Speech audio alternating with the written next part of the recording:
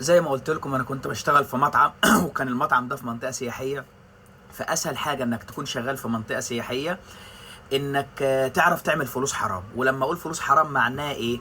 انك مثلا انت واقف في الشارع، فاللي واقف في الشارع ده كل اللي رايح واللي جاي بيعدي يساله على اي حاجه بقى، على عنوان، على مكان هو عاوز يروح يصر فيه.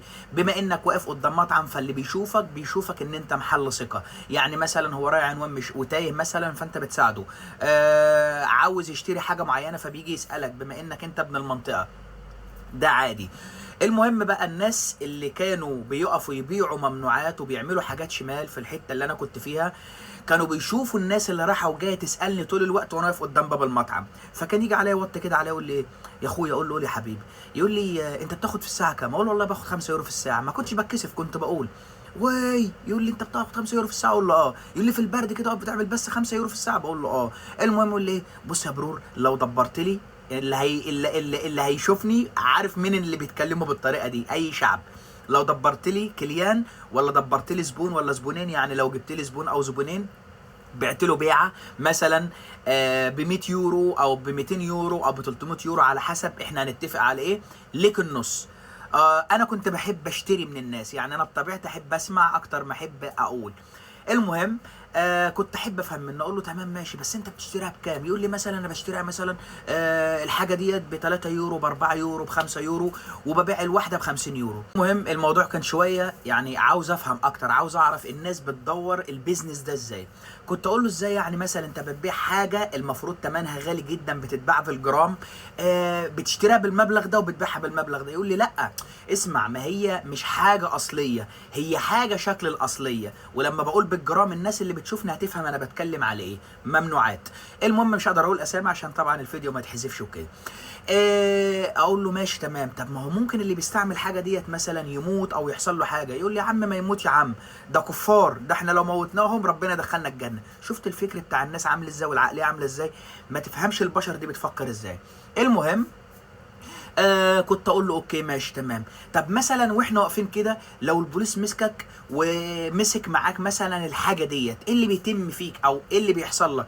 يقول لي بص يا اخويا، هي الحاجه ديت عشان مش اصليه، البوليس حتى لو مسكني هو بياخدني ساعه ساعتين يحطني في الحبس ويخرجني، هو عارف ان انا ببيع الحاجه دي، بس زي ما بيقولوا ايه، الحرامي بشيلته. فانا ما عنديش حاجه، فهيحبسني على ايه؟ علشان حاطط بطاس في جيبي، علشان حاطط اي حاجه تافهه في جيبي. انما لو حد فعلا عاوز حاجه اصليه كانوا بيعملوا بقى اولاد اللعيبه دي. الاسرار بقى اللي كنت عرفتها منهم، مثلا ياخدوا الزبون، لو زبون عاوز حاجه اصليه وهيدفع ويكيش ومش بخيل مثلا، ياخده مثلا في حته معينه يبقى عين الحاجه فيها هناك مثلا ويجيبها له. انما هو طول ما هو واقف في الشارع هو ما عندوش حاجه في جيبه اصليه. لما اقول كده يعني مثلا هو معاه اي ممنوعات على سبيل المثال كلها فيك، كلها مزوره، مفيش اي حاجه منها تضر، فاهمني؟ وعلى حسب بقى الزبون، كل زبون على حد على قد يعني على قد ايه لحافك مدد رجليك، فاهمني؟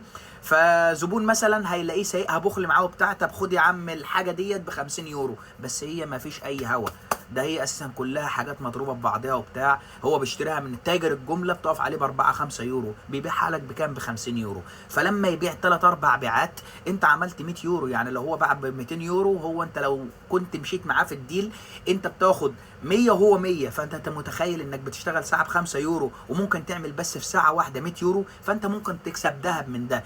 بس انا كنت واعد نفسي عمري ما اقبل حرام، وعمري مثلا ما اكسب حاجه بطريقه شمال، لان الفلوس ديت انا كنت بجيبها اكل منها واشرب منها وابعت لاهلي منها. فكنت واعد نفسي وعد ربنا ان عمري ما هدخل اي حاجه شمال واي حاجه حرام. في ناس بتقبل علشان ظروفها، بس انا اتحطيت في ظروف اصعب من كده.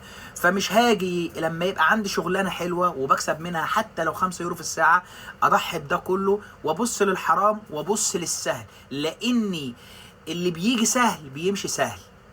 واحد زي كان عاوز يبني مستقبله، فمش عاوز مثلا، اول حاجه خاف من ربنا، تاني حاجه مش عاوز اسمي يبقى محروق، علشان لو اتمسكت مره بحاجه زي ديت حتى لو فيك زي ما هو بيقول او زي ما هم يعني فاهمين او كده، انا هيبقى ليا ملف. فلما يبقى ليا ملف واجي في المستقبل اعمل اوراقي او كده فمش هعرف، فاهمني؟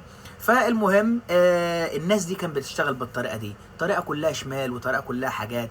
بس الفكره بتاع الناس دولت الجنسيات اللي كانت بتعمل معاها كده هم جنسيات عربيه. يعني مثلا في شهر رمضان ما تلاقيهوش خالص قبل الفطار الناس تفطر ويصلي المغرب ويصلي العشاء والتراويح، وتلاقيه جاي واقف على النص يبيع ايه؟ يبيع الممنوعات اللي بيبيعها مثلا من بعد صلاه التراويح لحد مثلا السحور. اقسم بالله كان يجي السحور يقول لي ايه؟ ايوه يا حبيبي المصري، اقول له ايوه يا حبيبي المصري.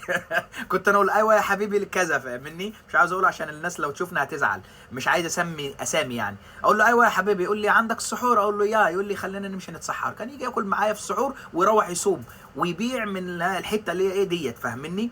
فالبشر دولت لهم فكر لوحدهم ولهم عقليه لوحدهم، وهو مقتنع ان اللي هو بيعمله ده مش حرام وقانوني بما ان بيبيع للكفار بس. حتى لو هيسرق من الاجانب او من ولاد البلد او من السياح، هو بالنسبه له ده عادي، لان شايفه مش حرام، مش مسلم زيي، فانا مش بسرق واحد مسلم. حلال بالنسبه له لما يسرق اي اجنبي باي حاجه بقى، باي طريقه ما.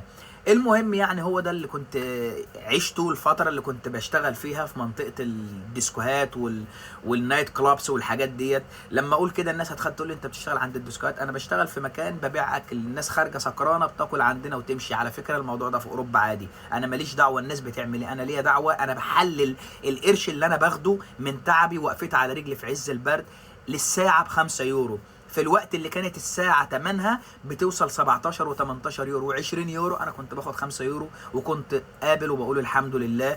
ما بصيتش وطمعت مثلا قلت يا عم ما تخليني مرة أعمل كذا أو أكسب شوية فلوس بسرعة أو فأنا كنت دايما رافض الفكرة، لأن من جه بسرعة هيروح بسرعة، والحرام بتاخد منه كتير قوي بس في الاخر بيجي يكنس ويمسح وما بيدومش غير الحلال واللي ربنا كتبه لك.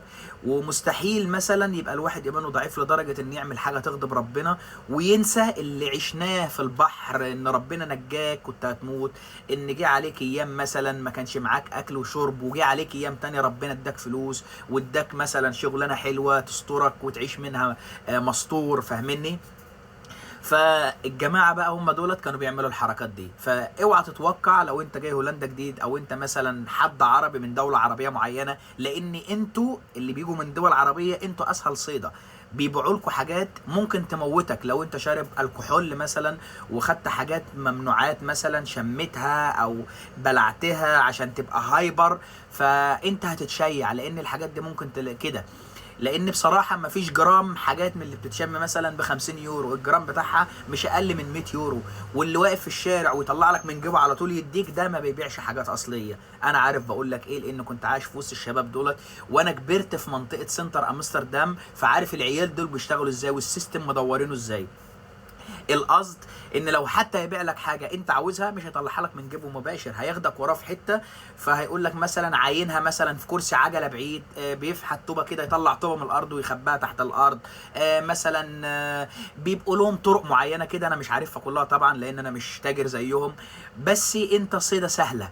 وممكن حتى لو مش هيبيع لك هو خدك في حته بعيده عن الناس، في حته ضلمه، فهيثبتك وياخد فلوسك، هياخد ساعتك، هياخد مثلا شنطتك الغاليه. فخلي بالك خلي بالك من الحاجات دي عشان ده بيحصل كل يوم. انا بوجه الكلام دولت للشباب اللي هم بيجوا من دول عربيه، بيبقوا جايين واول ما يلاقي حد بيتكلم معاه بلغته او بيتكلم بلغه عربيه شويه فبيطمن، فانت بتطمن عشان هتتفشخ بعد كده، فاهمني؟ فخلي بالك علشان اكتر ناس ممكن يفشخوك هم اللي هيتكلموا لغتك، خصوصا لو من دول المغرب العربي ما تطمنش قوي علشان انت بالنسبه لهم صيده سهله. انا شفت مواقف مرعبه، ازاي مثلا تبقى معاك مراتك او صاحبتك مثلا وتمشي ورا واحد انت ما تعرفوش ولا يعرفك في حته ضلمه، ده ممكن يقتلك ويقتلها علشان خاطر ساعه غاليه او مثلا علشان شنطه غاليه او حاجه مثلا ملهاش، يعني اي حاجه تتباع بفلوس. فخلي بالك وما تعملش كده. اشوفكم الفيديو الجاي ان شاء الله، ما تنسوش تتابعونا. وشفت الفيديو وصلت معايا لحد هنا، لايك كومنت وفعل جرس القناه عشان يجي لك كل جديد. السلام عليكم.